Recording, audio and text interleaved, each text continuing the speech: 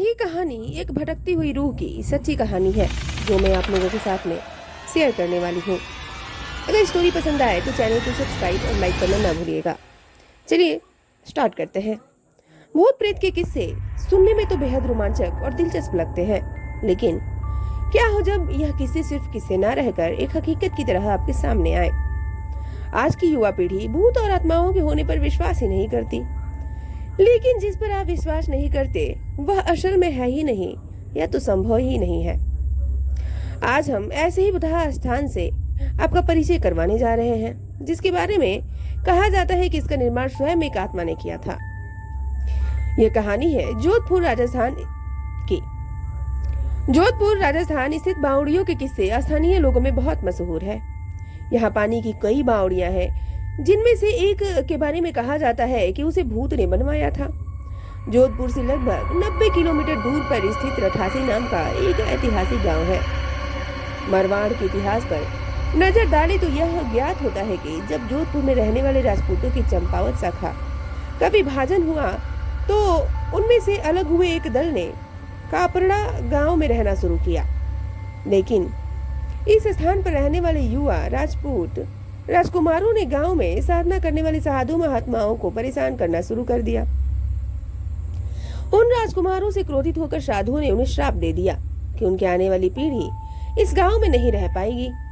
साधुओं के श्राप के बाद जब राजकुमारों ने अपने घर में बताई तो सभी भयभीत हो गए और उस गांव को छोड़कर चले गए।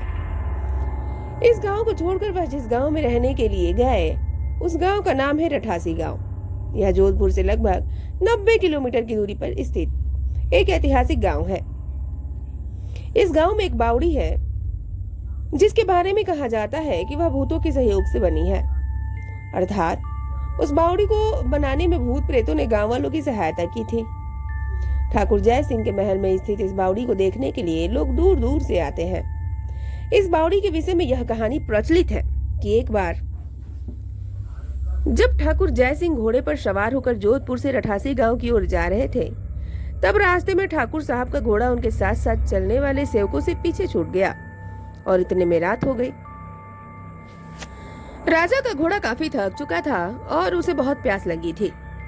रास्ते में एक तालाब को देखकर ठाकुर जय सिंह अपने घोड़े को पानी पिलाने के लिए ले गए।